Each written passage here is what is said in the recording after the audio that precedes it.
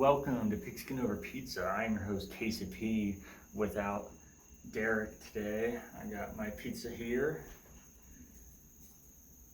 looking not fresh at all. The mouse brought me a pizza, Chuck E. Cheese. Date is September 16th. Derek might be doing one of these himself, but I am here either way. We're gonna dig into this, talk about some sports. This ain't gonna be a full episode. Kind of gonna cover what I didn't talk about last episode because it was a NFL focused episode. This pizza looks terrible, by the way. And you might assume that because people hate on Chuck E. Cheese pizza. This giant mouse is advertising a pizza, which probably isn't a great sign. It's a frozen pizza. I don't really like any frozen pizzas, but the reason I said all that is because I'm not a Chuck E. Cheese hater, so I actually have more faith in this than any frozen pizza almost I've ever tried. But this looks just as bad as every other frozen pizza. So we're gonna talk about sports here for a minute. Hopefully Derek will be doing one of these himself. Mainly do our picks since they'll be too late by the time we do a regular episode, which we will do. But it's just gonna cover what I didn't get to talk about last week and make my picks and talk about a little bit of football here.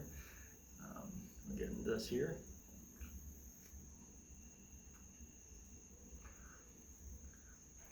We'll break it down at the end as always.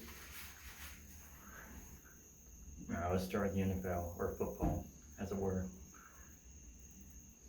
We made our picks last week. I'm not gonna go game by game. I was gonna talk about our pick'em league and then go into the Broncos game. I went 9 for 7, which doesn't seem great, but is actually tied for second in our pick'em league, so not bad. But to make that sound a little more balanced, tied for second with 5 other people, and last place is I think 3 picks behind second place, so it's about as tight as you can get in week 1. We'll see what happens. Before we get into picks for next week, the Broncos won, undefeated, beat the Giants 27-13. Teddy Bridgewater, I didn't get to watch the game. I probably should have stayed to start with that. My weird surroundings here, what's going on. I'm on vacation in Myrtle Beach, so I didn't get to watch the game live, but I was keeping track the whole time, and I've watched all the games since then. Afterwards, Teddy Bridgewater looked very good. If you follow this channel, you know my thoughts, not necessarily on him, but the Broncos and Drew Lock. But he looked very good, went 28 of 36, 264 yards with 2 touchdowns. He also had some rushing yards, not a ton. But more importantly, led the Broncos to win, didn't make any big mistakes. I hope he does this all year, but to be fair, this is the Giants. They don't look great. Their defense seems exceptionally not great. Von Miller, first game back in over, entire season, but 2 years pretty much. And 2 sacks his first game, looked amazing. Courtland Sutton, first game back, didn't do much, but his first game back. And that will be key as Broncos luck. I talked about at the beginning of the season that the Broncos were going to be good. They need a good offensive line play. They need to stay healthy. Not looking great on the staying healthy part so far. Jerry Jeudy, second wide receiver and potentially be the best wide receiver on the team, out 4 to 6 weeks in the first week of the season. I don't know what it is about our luck here. It's not great. But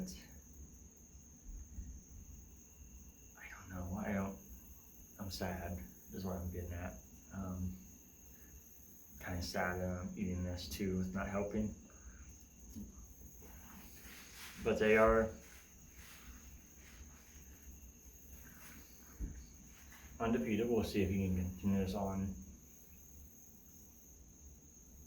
throughout the season and can stay healthy, because that's been his biggest concern. I also, if you can see this well, I don't know how well you're seeing all this. it might look kind of fake because I got an entire pizza here and I'm eating a piece. What's that all about? We got another pizza in there. This one cooked a little longer. This one cooked a lot shorter. So I'm trying to give it benefit of the doubt, try everything here. Before we get to the picks for next week, I did get to watch the Buckeyes here. That was, speaking of sad as shit. They lost 35-28 to Oregon. CJ Stroud with another good game. 35 of 54, almost 500 yards, 3 touchdowns, and 1 interception. This is a game the Buckeyes should have won, but I said all along that I thought this would be a tough game. I thought the Buckeyes would win. I'm not trying to change that, but I think there's, as normal, quite the overreaction with the Buckeyes, especially if you talk about the quarterback. He won yet again Freshman of the Week in the Big Ten. CJ Stroud did, that is, second week in a row, his first 2 games ever, and everybody's calling for him to lose his job. And he's had almost 1,000 yards, 7 touchdowns, and 2 turnovers in his first 2 games. So I think this is a prime example of Ohio State fans with unrealistic expectations. I'll be the first to say he seems very calm, like too calm for a freshman, but then makes these crazy decisions that are very freshman-like, like overthrows and like, what are you doing? You're taking too long. But I think these are things that, as he plays, will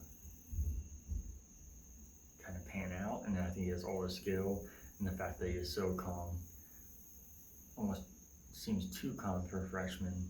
I think he's going to be amazing. It's going to be one of those things that retroactively people just change their opinions on and act like they never hated on him. It's tough to lose. We didn't talk much about college football last week. The Buckeyes started the season ranked 4th, as we talked about. After their first win, they moved up to 3 ahead of Clemson because they lost to Georgia. I've said on here, and I'll say again, I think Ohio State is judged completely unfairly, not just by Ohio State fans, but especially in national media and the polls. But I would have said at the time if we had recorded, or if I said it, that I don't know why Ohio State moved ahead of Clemson. That didn't really make sense to me.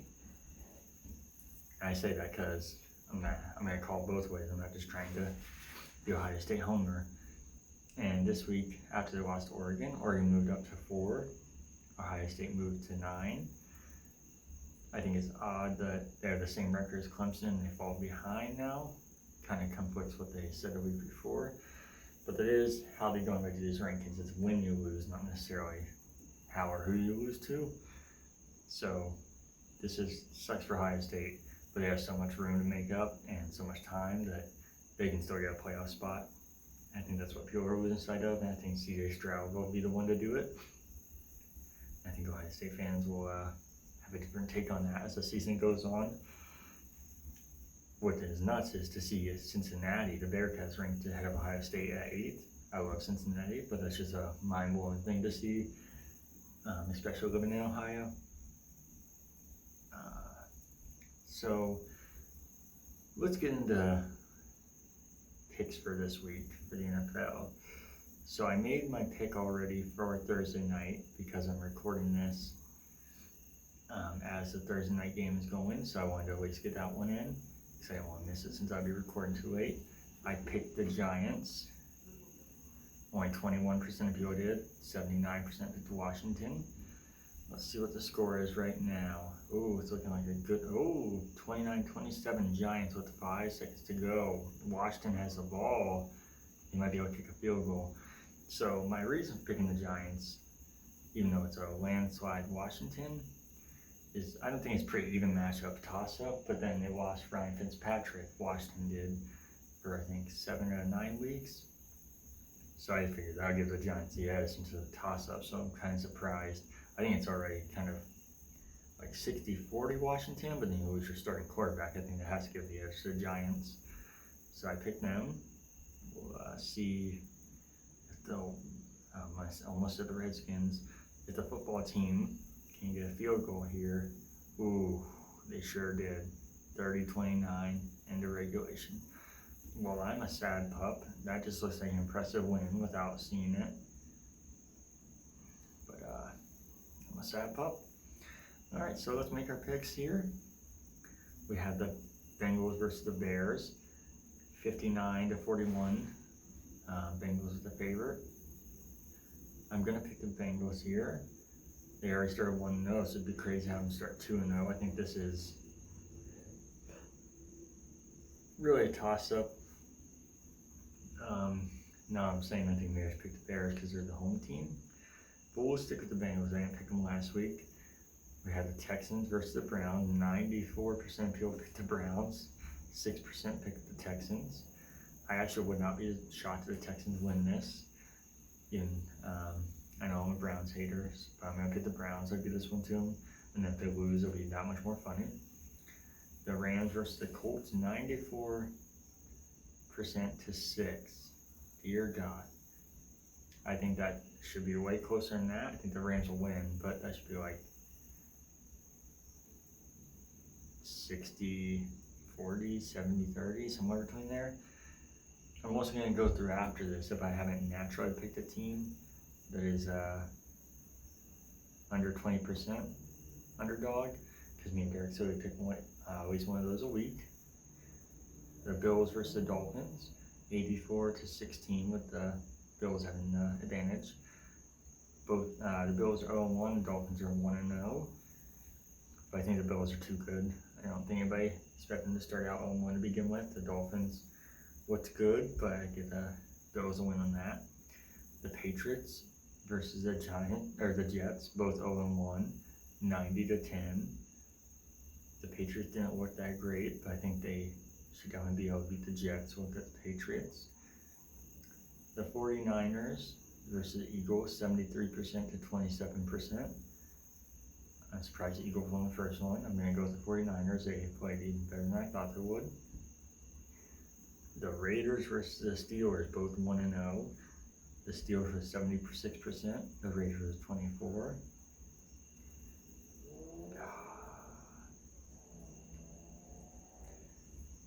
This is close, but I'm gonna go with the Steelers. The Saints versus the Panthers. 87% to 13% with the Saints at the advantage. We'll go with the Saints. Jameis Winston looked incredible. I don't think he can play that well all season. I'm somebody that said before the season started, I think he's going to have a surprise a lot of people, but I just don't think that's going to happen every week. The Broncos, undefeated, versus the Jaguars. 83% to 17%. I'm going to pick the Broncos. I think I said they have all potential, and I think the Jaguars have potential to be the worst team in the league, so we will definitely go there.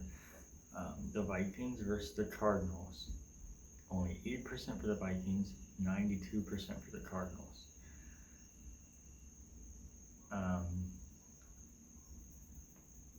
You know what?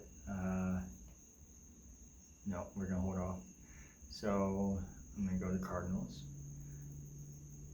The Falcons versus the Buccaneers, 99% to 1%. I'm going to pick the Buccaneers. That is the most we've seen on here yet. That is bonkers. I wouldn't be shocked if the Falcons win. Like I said, they're going to win the division. After seeing week 1, not looking promising and picking here. I mean, obviously conflicting with that, but we're going to pick the Buccaneers and hopefully I'm wrong. The Cowboys versus the Chargers, 0-1 versus 1-0, 54% to 46%. I'm kind of surprised the Chargers don't have the advantage there. I think this is a toss-up. I'm just surprised the Chargers didn't get the advantage with having a win. The Cowboys looked good though and could have won. I'm actually going to pick the Chargers though, and I'm doing that as a Broncos fan, so we'll see what happens there. The Titans versus the Seahawks. It is 17% to 83% with the advantage to the Seahawks. I'm going Seahawks. The Chiefs 91% to the Ravens 9%. This is going to be my upset game. I think both teams match up well. I think the Chiefs have the advantage, but we got to pick one game a week. and I think this one is way too lopsided. I think it should be way closer, and the Ravens could definitely win it. I think almost everybody in our league will pick the Chiefs, so we're gonna go with the Ravens. Monday night to end it, the Lions versus the Packers, 90% Packers, 10% Lions. We're gonna go with the Packers. They looked awful week 1. I don't think they're gonna look that way again. And that's it for this week, so we'll look back on that when we record our regular episode. That's all I got for football. We'll touch on baseball here for a second. Last time we talked, the Reds were 72-63, 10 games out in the Central.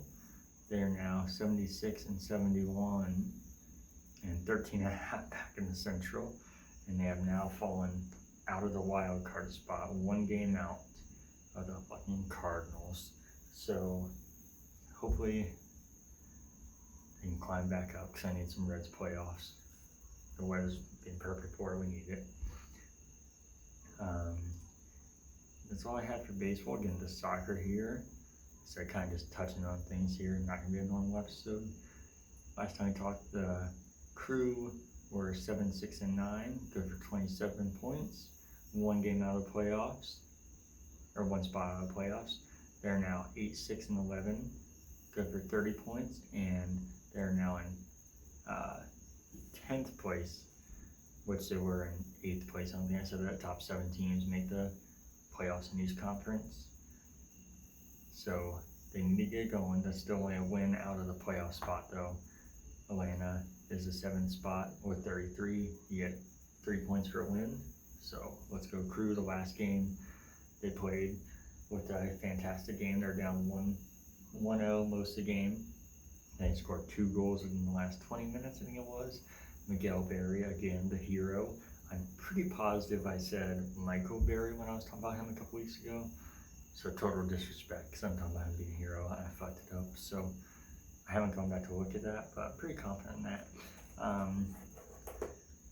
This was a little bit ago now, but like I said, catching up on things. U.S. Canada went 1-1 in the U.S. Or the World Cup qualifier.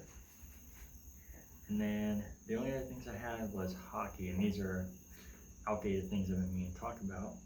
John Tortorella, former coach of the Blue Jackets, we talked about here multiple times, accepted a job with ESPN as an analyst. I think it's going to go one of 2 ways. You hear me talk all the time on here about how sports coverage on national media is the driest, most boring, fake thing there is.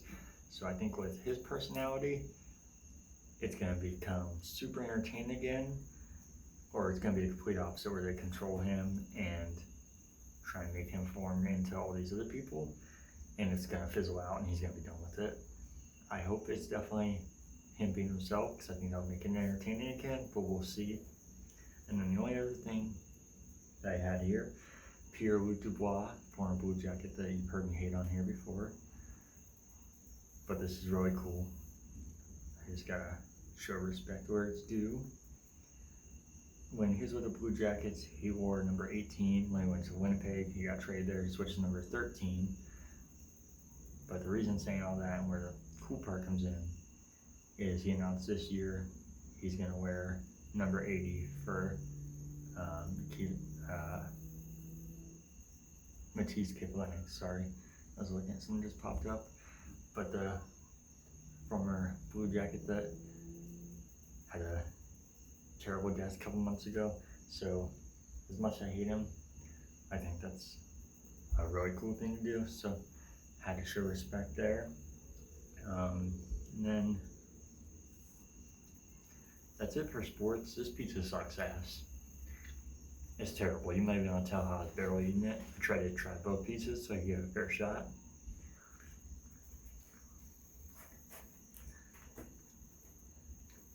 We're gonna give it a 2. 2 out of 8. It's not any worse than a bad frozen pizza, but I don't like frozen pizza to begin with. And I know, like I said, people views on Chuck E. Cheese is very low, but mine's high, so, but not unrealistically high. I was like, this is gonna be better than most frozen pizzas, and this is a bad frozen pizza. That's my thoughts on it. This has been a weird ass episode, I know. We're out here on the balcony in Myrtle Beach. I don't know how the sound quality is, I don't know how any of this turned out. Let me know what you think. I can't believe Washington just won that game. I'm sad. I'm sad about Ohio State, but it's gonna be okay. That's why I told everybody there have been Ohio State fans walking by me here. That was a rough game. I know, but we're gonna be okay. We do this every year. I could be dead wrong. I hope I'm not. We're gonna be okay. Top.